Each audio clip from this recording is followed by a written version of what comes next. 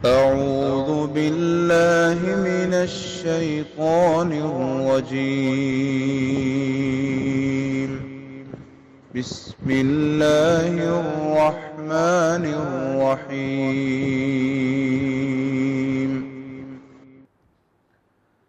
السلام علیکم ورحمۃ اللہ وبرکاتہ۔ سورۃ المؤمنون آیت نمبر 2۔ ان الحمد للہ والصلاۃ والسلام علی رسول اللہ اما بعد۔ اعوذ باللہ السمیع العلیم من الشیطان الرجیم من ہمزہ ونفخہ ونفثہ۔ الذین هم فی صلاتهم خاشعون۔ قد افلح المؤمنون، یقیناً فلاح پا گئے، کامیاب ہو گئے وہ مومن۔ کون سے مومن؟ آگے اللہ پاک نے ان ایمان والوں کی 7 صفات بیان کی۔ اگر ایمان کو بھی ایک صفت شمار کر لیں تو پھر 8 صفات بنتی ہیں، اور اگر ایمان والوں کی صفات آگے شمار کریں تو 7 صفات ہیں، 7 qualities of believers۔ اور ان میں سے سب سے پہلی صفت کا تذکرہ ہم کریں گے آج، اور وہ صفت کیا ہے؟ وہ صفت، آئیے پہلے ترجمہ پڑھ لیجئے آیت نمبر 2 کا۔ الذین، جو، ہم وہ، الذین ہم وہ جو، فی میں، صلاتی نماز، صلاتہم اپنی، خاشعون خشوع کرنے والے، عاجزی کرنے والے، جھک جانے والے ہیں، ڈر جانے والے، عاجزی۔ اچھا، یہاں اللہ پاک نے جو پہلا وصف بیان کیا، وہ وصف اور خوبی یہ نہیں بیان فرمائی کہ وہ نماز پڑھنے والے، بلکہ اس سے بھی ایک قدم آگے جا کر فرمایا کہ وہ ایمان والے کامیاب ہیں جو اپنی نمازوں کو صرف پڑھتے ہی نہیں، ادا ہی نہیں کرتے، قائم ہی نہیں کرتے، بلکہ ان میں خشوع و خضوع بھی پیدا کرتے ہیں۔ ان کی نمازیں وہ خشوع و خضوع سے خالی نہیں ہوتی، ان کی نمازیں صرف فارمیلٹی نہیں ہوتی، ان کی نمازیں عبادت ہوتی ہیں، عادت نہیں ہوتی کہ بس عادتاً جیسے کوئی واشنگ مشین آٹو پر لگا دی جاتی ہے کہ لو جی اتنے منٹ کے بعد تم نے چلنا ہے، اتنے منٹ کے بعد تم نے چلتے چلتے رک جانا ہے، پھر اس کے بعد اتنے منٹ کے لیے تم نے کپڑوں کو ڈرائی کرنا ہے۔ آٹو پہ لگ جاتی ہے نا مشین، خود بخود چلتی ہے۔ ہماری اکثر نمازیں آٹو پہ لگی ہوتی ہیں۔ اللہ اکبر، ہماری نمازیں جو ہیں وہ عاجزی سے، وہ خشوع و خضوع سے خالی ہوتی ہیں۔ خشوع کا معنی کیا ہوتا ہے پہلے تو یہ سمجھ لیجیے۔ خاشعون، خاشعون کا معنی ہوتا ہے خشوع، پست ہونا، دب جانا۔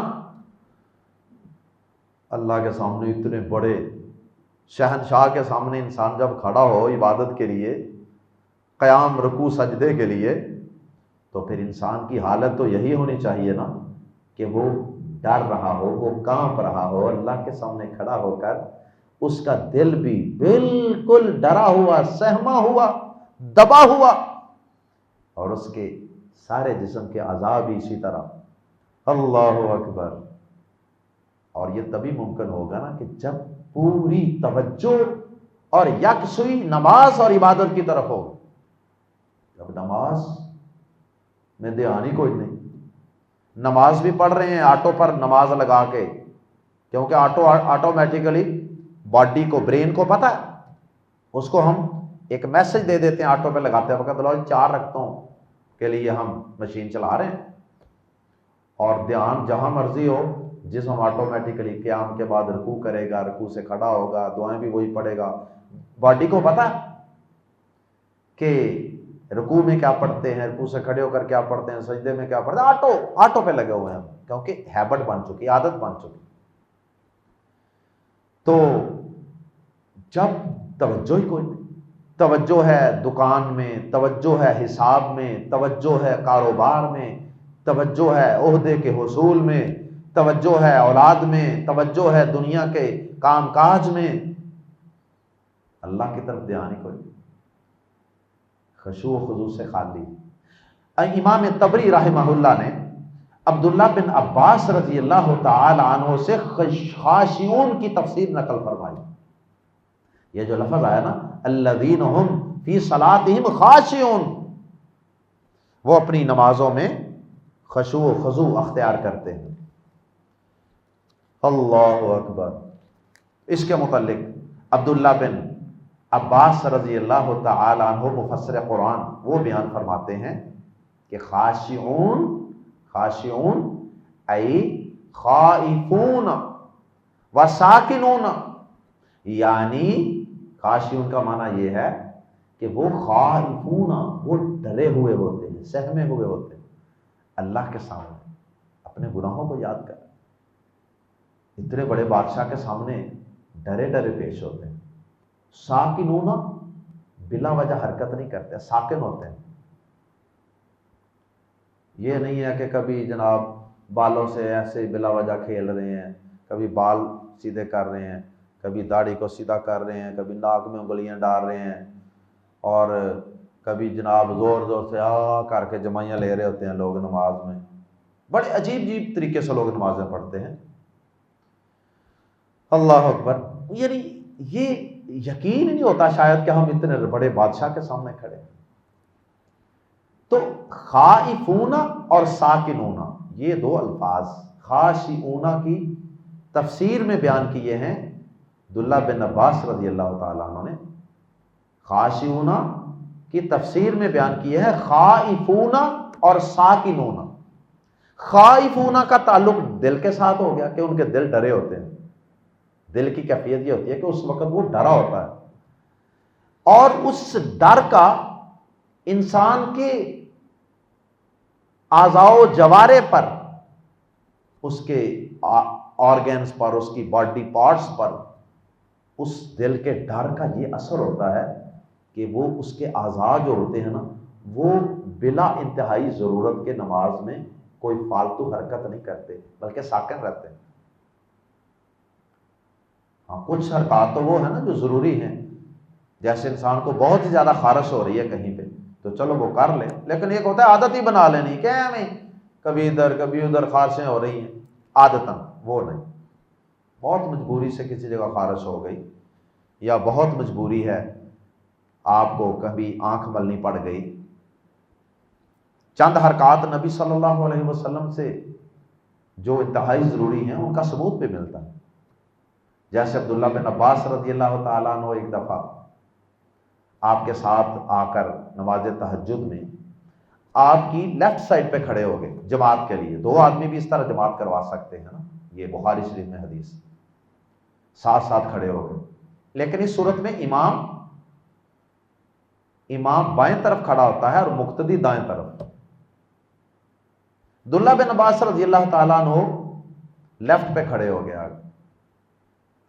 اب نبی پاک صلی اللہ علیہ وسلم نے، جو کہ پہلے نماز پڑھ رہے تھے، مقتدی بعد میں آ کے ساتھ کھڑا ہو، نبی پاک صلی اللہ علیہ وسلم نے ان کے سر مبارک پہ ہاتھ رکھا، کان سے پکڑا اور ان کو اس طرح گھما کر اپنی رائٹ سائڈ پہ کھڑا کر لیا کہ اگر تو نے جماعت کے لیے میرے ساتھ کھڑا ہو گیا ہے تو پھر اس سائڈ پہ آ کے کھڑا ہو۔ تو اس طرح کی کوئی ضروری حرکت ہو، کوئی مجبوری ہو تو وہ تو ٹھیک ہے۔ نماز میں کوئی موذی کیڑا مکوڑا، کوئی بچھو، کوئی اس طرح کی چوہا، کوئی چیز آ جائے تو انسان اس کو ہٹاتا ہے، یا اس کو مارنے کے لیے انسان کوئی حرکت کرتا ہے، تو اس طرح کی چند ضروری حرکات، مقصد یہ ہے کہ منیمم کوشش کرنی ہے کہ آپ بلا وجہ حرکت نہ کریں نماز میں۔ تو دونوں چیزوں کو ملانا ہے، خائفون اور ساکنون، دل ڈر رہا ہو اور اعضاء اس ڈر کی وجہ سے، اس ڈر کا اعضاء پر ایسا اثر ہو کہ انسان فضول حرکتیں نہ کر رہا ہو، کبھی دائیں ٹانگ پہ وزن ڈال کے بائیں کو جو ہے وہ اٹھایا ہوا ہے، کبھی بائیں پہ کھڑا ہو رہا ہے، کبھی دائیں طرف کو ہو رہا ہے، کبھی بائیں کو ہو رہا ہے، کبھی جمائیاں لے رہا ہے، یہ بلا وجہ حرکت ہے۔ کہاں چھینک آ سکتی ہے، اگر نہیں رک سکتی روکنے کی کوشش کرے، نہیں رکتی تو ٹھیک ہے الحمدللہ، چھینک آتی ہے تو اس پہ الحمدللہ بھی پڑھ سکتے ہیں نماز میں، نبی صلی اللہ علیہ وسلم نے نماز میں پڑھی ہے الحمدللہ۔ ہاں اگر کسی کو چھینک آئے وہ الحمدللہ پڑھے تو ساتھ والا اس کا جواب نہیں دے سکتا، یرحمک اللہ نہیں کہہ سکتا، چھینک والا اکیلا الحمدللہ پڑھ لے تو ٹھیک ہے۔ آپ نماز پڑھ رہے ہیں، کوئی آ کے پاس آپ کے السلام علیکم کر لے، آپ اس کا جواب نہیں دے سکتے بول کے۔ ہاں پیارے نبی صلی اللہ علیہ وسلم نے اس کا ایک طریقہ خود ہی بتا دیا کہ آپ نماز پڑھ رہے ہیں تو آپ کو کوئی آ کے سلام کرتا ہے تو آپ اس طرح ہاتھ کے اشارے سے اس کو سلام کا جواب دے سکتے ہیں۔ اب یہ بھی تو حرکت ہے، لیکن یہ اسکنوا فی الصلاۃ یا ساکنون کے خلاف نہیں ہے۔ اللہ اکبر۔ تو یہ ہے نماز میں خشوع و خضوع کا مطلب، نماز میں پورا انہماک، دل کی ایک خاص کیفیت کہ اللہ کے سامنے کھڑا ہو، اور پھر بلا وجہ حرکات سے اپنے آپ کو روک کر رکھنا، اور اسی طرح ہر وہ عمل جس سے شریعت نے روکا ہے وہ نماز کے اندر کرنے سے اپنے آپ کو روک کے رکھنا ہے۔ جیسے ہم کسی کی سلام کا بول کے جواب نہیں دے سکتے، اور اسی طرح کچھ اور چیزیں۔ اہل علم نے اس خشوع و خضوع کی اہمیت بیان کرتے ہوئے ایک جملہ لکھا ہے، صلاۃ بلا خشوع، صلاۃ بلا خشوع کا جسم بلا روح، کہ وہ نماز جو بغیر خشوع و خضوع کے ہے نا، اس کی مثال اس جسم جیسی ہے جس میں روح کوئی نہیں۔ جیسے جسم بلا روح ہے نا، اسی طرح نماز بلا خشوع ہے۔ تو جسم بلا روح کیا ہوتا ہے؟ مردہ۔ تو نماز بلا خشوع کے کیا ہے؟ مردہ۔ فارمیلٹی، عادت، habit, practice, just a practice, exercise. اللہ اکبر۔ اور پھر اکثر لوگ ہیں وہ نماز کو سنوار کر طریقے سے، اہتمام سے، خشوع و خضوع سے اللہ سے باتیں کرنے کے لیے پڑھتے ہی نہیں۔ وہ کسی بزرگ کا یہ بھی قول ہے، مجھے اس بات سے یاد آ گیا کہ اگر اللہ پاک سے باتیں کرنے کو جی چاہے تو نماز پڑھ لو، اور اگر اللہ کی باتیں سننے کو جی چاہے تو قرآن پڑھ لو۔ اور اگر آدمی نماز کے اندر خشوع و خضوع پیدا کرے اور اس کے اندر قرآن بھی مزے لے لے کر پڑھے، سمجھ کر، تو دونوں کام اکٹھے ہو جائیں۔ نماز کے اندر جب انسان بولے گا تو گویا اللہ سے باتیں کر رہا ہے، ایاک نعبد و ایاک نستعین، یا اللہ ہم تیری ہی عبادت کرتے ہیں، اور یا اللہ تجھ ہی سے مدد مانگتے ہیں۔ یہ اللہ سے باتیں کر رہا ہے۔ اور جب قرآن پڑھے گا، قرآن کی تلاوت کی باری آئے گی تو گویا کہ اللہ کی باتیں سن رہا ہے، اللہ کیا کہہ رہا ہے، کیونکہ قرآن سارا اللہ کا کلام ہے، اللہ یہ کہہ رہا ہے، اللہ یہ کہہ رہا ہے۔ اللہ اکبر۔ بہرحال یہ خشوع و خضوع جو ہے اس کو نماز میں پیدا کرنا بہت ضروری ہے۔ جب یہ نماز میں پیدا ہوگی نا، پھر ہمیں نماز اور عبادت کا لطف آئے گا، اللہ کی قسم۔ آج ہماری نمازیں بے روح ہو گئی ہیں، بے اثر ہو گئی ہیں، اور یہی وجہ کہ ہم نماز بڑے ٹوٹے دل سے پڑھتے ہیں۔ اکثر نوجوانوں کو کہہ کر نماز پڑھانی پڑتی، دل سے بات ہی نہیں اٹھتی، کیونکہ نماز کے اندر خشوع و خضوع نہیں ہے۔ وہ جو ایک روحانیت، جو ایک اللہ سے ریلیشن پیدا ہونا تھا نا عبادت اور نماز کے اندر، جس سے لذت آنی تھی، ایمان کا ٹیسٹ محسوس ہونا تھا، وہ ہے ہی نہیں، تو نماز پڑھنے کو جی کیسے چاہے۔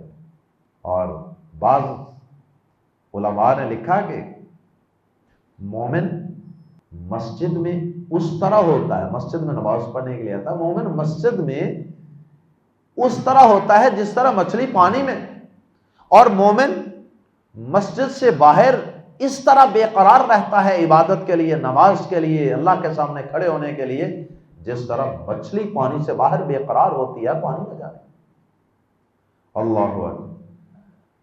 نماز میں غور و فکر کرنا چاہیے، نماز سوچ سمجھ کر پڑھنی چاہیے، اہتمام ہونا چاہیے پورا اس کا۔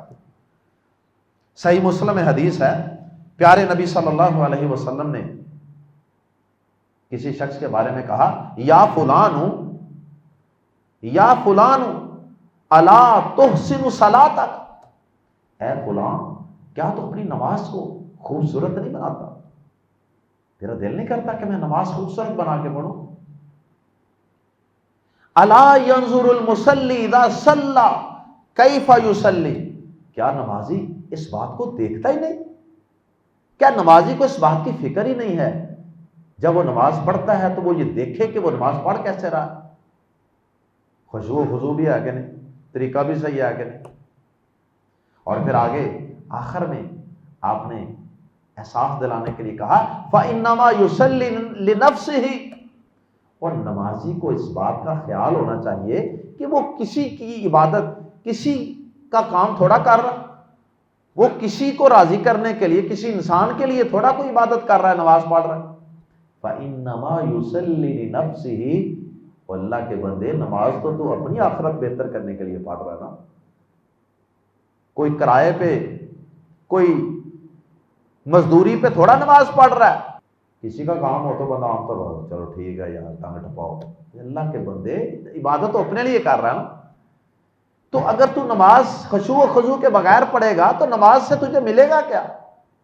نتیجے کو نہیں نکلے گا، نمازیں ساری زندگی پڑھتا جائے گا، خشوع و خضوع ہے کوئی نہیں، دل کی کیفیت وہ عبادت والی ہے کوئی نہیں، نماز میں دھیان توجہ ہے کوئی نہیں۔ اللہ اکبر۔ تو اس حدیث پاک میں نبی پاک صلی اللہ علیہ وسلم نے نمازی کو نماز کو خوبصورت بنانے کی ترغیب دی، موٹیویشن دی۔ بھائی اللہ کے بندو، نماز خوبصورت کیوں نہیں بناتے؟ خوبصورت آئیے اپنی نمازوں کو خوبصورت بنائیے، اور یہ نمازیں خوبصورت تبھی بنے گی اگر ان میں خشوع و خضوع ہوگا، پھر ہمیں لطف آئے گا، پھر ہمیں مزہ آئے گا، پھر قرۃ عینی فی الصلاۃ، پیارے نبی صلی اللہ علیہ وسلم نے فرمایا تھا نا، نماز میری آنکھوں کی ٹھنڈک ہے۔ اللہ کی قسم، پھر یہ نمازیں ہماری آنکھوں کی ٹھنڈک بن جائیں گے، دل کی راحت بن جائیں گے، اور جسم کا قرار اور سکون بن جائیں گے۔ اللہ اکبر۔ آج ہماری نمازوں کی حالت یہ ہے کہ ہمیں اگر نماز ختم ہونے کے بعد یہ پوچھ لینا کوئی کہ سلام پھیرنے کے فوراً بعد ہی کو پوچھ لے کہ قاری صاحب نے، امام صاحب نے نماز میں پہلی رکعت میں کون سی سورت پڑھی تھی اور دوسری میں کون سی پڑھی تھی، ہمیں بھول چکا ہو۔ کیوں بلا؟ کیونکہ ہمارا اس وقت دھیان ہی نہیں ہوتا، خشوع و خضوع ہوتا ہی نہیں، دل جیسے آتا ہے ویسے چلا جاتا ہے، کوئی للہیت نہیں، کوئی تقویٰ نہیں، کوئی خوف نہیں، کوئی اللہ سے لگاؤ نہیں پیدا ہوا۔ اب آخر میں آئیے چند باتوں کی طرف میں اشارہ کر دیتا ہوں انتہائی اختصار سے، اگرچہ اس میں بڑی تفصیل سے بات ہو سکتی ہے اس موضوع پہ، نماز میں خشوع و خضوع کے حوالے سے، نماز کو خوبصورت بنانے کے حوالے سے، نماز کو ایک زندہ و جاوید اور روح والی نماز بنانے کے لیے، اور وہ نماز کہ جو انسان کو برائی سے روکتی ہے، وہ نماز بنانے کے لیے، ان الصلاۃ تنہی عن الفحشاء والمنکر، وہ نماز خشوع و خضوع والی نماز ہے جو انسان کو برائی سے روکتی ہے۔ عام ٹوٹی پھوٹی نماز، بے جان نماز نے کیا انسان کو برائی سے روکنا۔ اللہ اکبر۔ آئیے آخر میں چند طریقے عرض کرتا ہوں نماز میں خشوع و خضوع پیدا کرنے کے۔ سب سے پہلا خشوع و خضوع پیدا کرنے کے لیے ٹپ یہ ہے، طریقہ یہ ہے کہ ہم نماز کا ترجمہ یاد کریں، نماز کا ترجمہ، کیونکہ اکثریت لوگوں، اگر میں یوں کہوں کہ 99% تو اس میں کوئی مبالغہ نہیں، 99% لوگوں کو پوری نماز کا ترجمہ نہیں آتا، پارشلی آتا ہو تو الگ بات، نہیں آتا پوری نماز کا ترجمہ۔ اللہ اکبر، سب سے پہلے نماز کا ترجمہ اچھی طرح یاد کریں، اور جب نماز پڑھیں تو الفاظ ادا کرتے ہوئے وہ ترجمہ اور مفہوم آپ کے دماغ میں ساتھ ساتھ چل رہا ہو، جیسے ٹی وی پہ خبریں چل رہی ہوں تو نیچے ہیڈ لائن کی پٹیاں بھی چل رہی ہوتی ہیں نا، ایسے دماغ کے اندر ترجمہ آٹومیٹیکلی پیچھے پیچھے آ رہا ہو، اس سے نماز میں توجہ پیدا ہو۔ اب ایک بندہ فارسی میں کوئی چیز پڑھی جا رہا ہے، اس کو پتہ ہی کوئی نہیں، تو اس کا کیا ذوق شوق ہوگا اس چیز کو پڑھنے میں؟ کوئی دلچسپی نہیں ہوگی۔ اللہ اکبر، قرآن مجید کی آیت بھی ہے نا، اللہ تعالیٰ نے کہا تھا لا تقربوا الصلاۃ وانتم سکارى حتى تعلموا ما تقولون، نشے کی حالت میں ہو تو نماز کے قریب نہ آیا کرو، اور اتنی دیر تک نماز کے قریب نہیں آنا جب تک کہ وہ نشہ اتر نہ جائے اور تمہیں یہ پتہ نہ چل جائے کہ تم کیا کہہ رہے ہو اپنے رب کے سامنے کھڑے ہو کر۔ نشے میں کیا ہوتا ہے کہ پتہ ہی نہیں چلتا میں کیا کہہ رہا ہوں، اور میں کہا کرتا ہوں کہ یہ جو نماز کے اندر ہم وہ والا نشہ تو نہیں کرتے، لیکن یہ نشہ جس میں ترجمہ نہیں آتا، یہ جہالت کا نشہ ہے، لا علمی کا نشہ ہے۔ اس نشے کی وجہ سے بھی ہمیں کوئی پتہ نہیں چلتا کہ ہم کیا کہہ رہے ہیں۔ اس لیے اس جہالت کے نشے کو بھی ہم نے دور کرنا ہے نماز پڑھنے کے ساتھ ساتھ، تاکہ ہمیں پتہ چلے ہم رب کے سامنے کیا کہہ رہے ہیں۔ اور جب ہم قرآن کا ترجمہ سیکھیں گے تو پھر امام صاحب جب قرآن پڑھیں گے، رمضان میں قیام اللیل کروائیں گے، تراویح پڑھائیں گے، تو ہمیں پیچھے مزہ آ رہا ہوگا کیونکہ ہمیں سمجھ آ رہی ہوگی۔ اللہ، دوسرا ٹپ یہ ہے اس کے لیے کہ یہ تصور پیدا کریں کہ اللہ دیکھ رہا ہے، نماز میں یہ تصور اپنے ذہن میں لائیں، اللہ دیکھ رہا ہے۔ پیارے نبی صلی اللہ علیہ وسلم نے فرمایا کہ نماز میں احسان اور خوبصورتی یہ ہے کہ ان تعبد اللہ کأنک تراہ، کہ تو عبادت اس طرح کرے، نماز اس طرح پڑھے گویا کہ تو اللہ کو دیکھ رہا ہے۔ یہ ہے عبادت کی خوبصورتی اور عبادت کا کمال، انسان ایسے محسوس کرے میں اللہ کو دیکھ رہا ہوں اپنے سامنے۔ اور اگر تو ایسا نہیں کر سکتا فَإِن لَمْ تَكُن تَرَاهُ فَإِنَّهُ يَرَاكَ، اور اگر تو یہ تصور پیدا نہیں نہ کر سکتا کہ تو اللہ کو دیکھ رہا، تو کم از کم ایٹ لیسٹ یہ تصور تو پیدا کر لے کہ اللہ تجھے دیکھ رہا ہے۔ جب یہ کیفیت ہو کہ اتنا بڑا بادشاہوں کا بادشاہ وہ مجھے دیکھ رہا ہے، تو پھر انسان کی نماز میں کیفیت بدل جائے، کہ دل کی حالت بدل جائے۔ کسی ایم پی اے، بادشاہ، ایم این اے، ایم پی اے، کسی صدر وزیر اعظم کو ملنا ہونا، ذرا دیکھتے ہیں کیا ہم ان کی مجلس میں اس طرح اٹینٹو ہو کر بیٹھتے ہیں کہ نہیں، چوکنے چوکس ہو کر۔ تیسرا کام، نمازوں کو آہستہ آرام آرام سے پڑھیں، تیزی تیزی سے ڈنڈ بیٹھ کے نہ لگائیں، جس طرح ہمارے کئی بھائی بہنیں بڑی تیزی سے نماز پڑھتے ہیں، بس رکھتے پوری کر رہے ہیں، 1 2 3 4 بس ہو گئی۔ نہیں، ٹھہر ٹھہر کر سکون سے اطمینان ہو ارکان میں، رکوع کے بعد، قیام کے بعد رکوع، پھر کھڑے ہونا، پھر سجدے میں جانا، پھر 2 سجدوں کے درمیان، پھر دوسرا سجدہ، پھر دوسرے سجدے کے بعد اٹھ کر بیٹھیں، پھر اطمینان سے بیٹھ کر اوپر جائیں۔ ہر جگہ اطمینان اور سکون ہونا چاہیے۔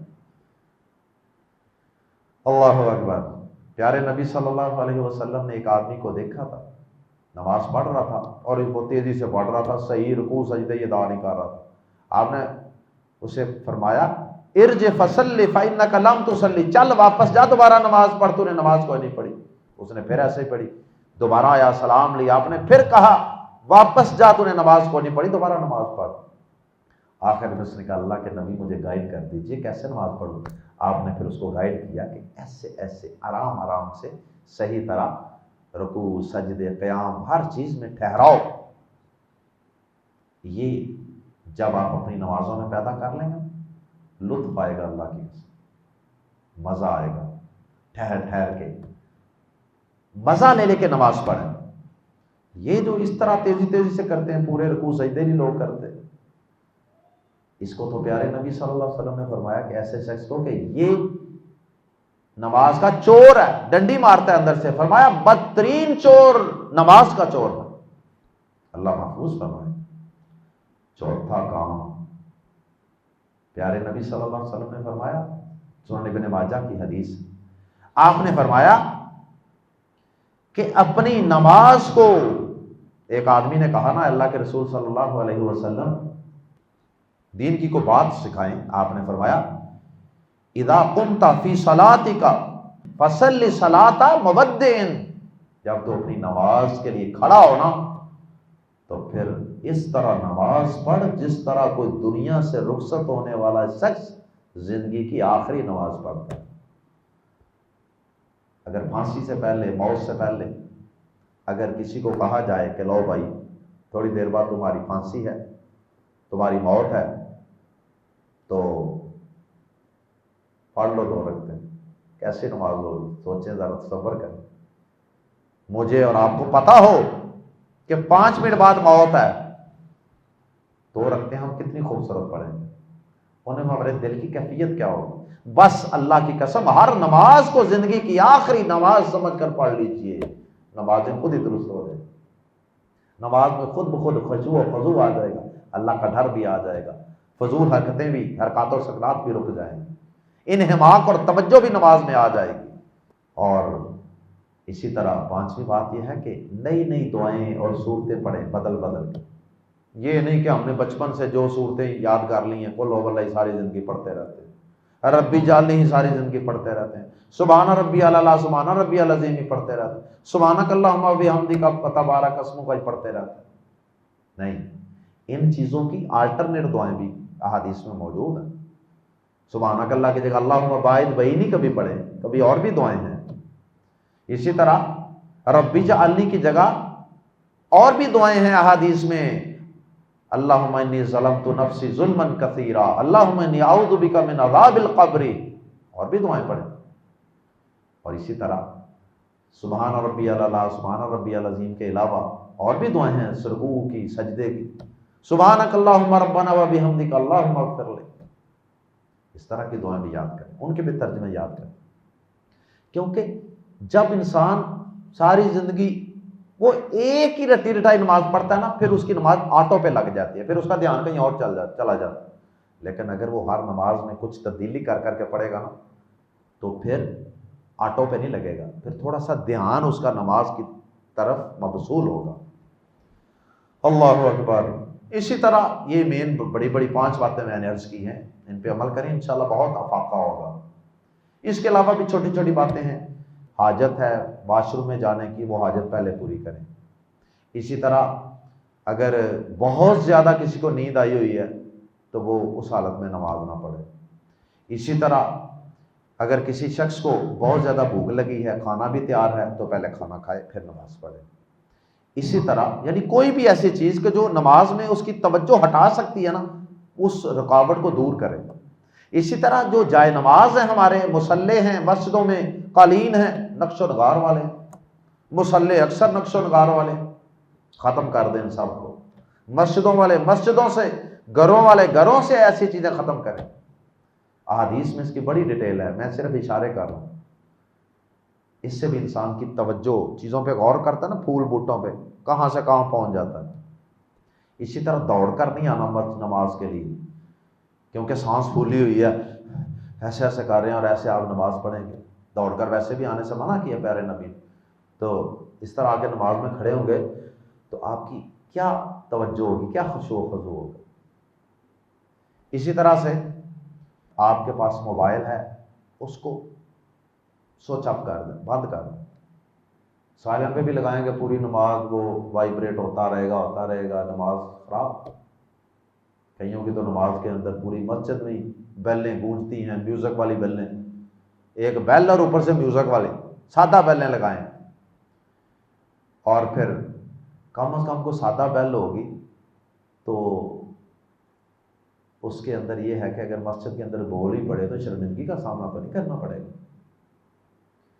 تو کوشش کریں کہ موبائل گھر میں چھوڑ جائیں، دکان میں چھوڑ جائیں، ساتھ جیب میں لے کر ہی نہ جائیں. اللہ کی قسم میں دیکھتا ہوں کہ سلام پھرنے کے بعد ایسے فوراً نوجوان جیبوں سے موبائل نکالتے ہیں. اور میں کہا کرتا ہوں کیونکہ موبائل ایسے جیب سے نکالتے ہیں جیسے کوئی اللہ کی طرف سے میسج آیا آسمان سے کہ جناب تمہاری نماز قبول ہو گئی ہے اور تمہاری نہیں قبول ہوئی. کوئی قبولیت کا میسج آتا ہے موبائل پہ کہ سلام پھیرتے فوراً موبائل کھول کے اچھا جی کیا بنا ہماری نماز کا، قبول ہوئی کہ نہیں، 100 میں سے کتنے نمبر آئے. اللہ اکبر. اس کا مطلب ہے نماز میں دھیان کو نہیں ہوتا. سلام پھرتے ہی اذکار کرنے کے بجائے موبائل نکالے، موبائل گھر چھوڑ کے. اسی طرح یہ خیر اس چیز کا حدیث میں تو ذکر نہیں ہے لیکن یہ توجہ ہٹانے والی چیزیں ہیں. اسی طرح اگر آپ کے وضو مسجد میں آ کر کرتے ہیں، گیلے گیلے آ کے مسجد میں کھڑے ہو جاتے ہیں، وہ پھر جو گیلے اعضاء ہوتے ہیں نا وہ نماز میں تنگ کرتے رہتے ہیں، وہاں خارش ہوتی ہے، پھر آدمی ان کو پوچھتا رہتا ہے، صاف کرتا رہتا ہے. کوشش کریں کچھ دیر پہلے وضو کر لیں یا وضو کر کے کوئی رومال وغیرہ ٹیشو وغیرہ استعمال کر لیں، ٹاول وغیرہ. اسی طرح نماز پڑھنے کے لیے کوشش کریں کہ آگے ستھرا ہو. حدیث ہے، حکم ہے ستھرا رکھنے کا. ستھرا رکاوٹ ہوتی ہے جو آگے انسان رکھ کے نماز پڑھتا ہے. جہاں سجدہ کرنا نا اس سے کوئی 6 انچ آگے ستھرا رکھ لے، درمیان میں تھوڑی سی جگہ خالی چھوڑے.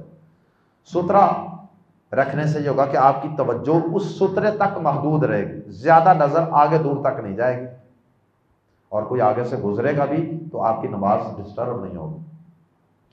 اور اگر پاسبل ہو تو ہمیشہ فرض ہیں، سنتے ہیں، جو بھی نماز ہے کوشش کریں کہ کسی دیوار کے پاس کھڑے ہو کے، کسی ستون کے پاس کھڑے ہو کر ادا کریں کہ جہاں سے آگے کوئی گزر ہی نہ سکے. کئی لوگ تو اسپیشل ماشاءاللہ اگلی صف سے بیک گیئر لگاتے ہیں سلام پھرنے کے بعد نا، بیک گیئر لگا کے مسجد کے حال کی آخری صف میں جا کر کھڑے ہو کے نماز پڑھو جہاں سے سب لوگوں نے گزرنا ہے کہ بھائی میرے کوئی دائیں سے گزرے، کوئی بائیں سے گزرے، کوئی آگے سے گزرے. ان ساری چیزوں کا اہتمام کریں. اور اگر نماز کے اندر خیالات پھر بھی پیدا ہوں تو صحابی نے پوچھا تھا تو نبی صلی اللہ علیہ وسلم نے فرمایا تھا کہ یہ خنزب شیطان کا نام ہے، یہ ایک خاص شیطان ہے جس کا نام خنزب ہے، یہ تمہاری نمازوں میں اس کا کام ہی نمازیں خراب کرنا.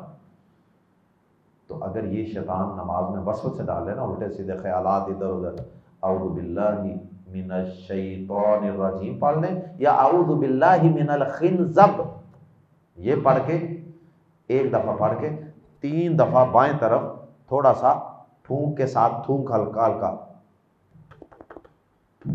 اس طرح 3 دفعہ اس دل والی جگہ پہ کر دیں.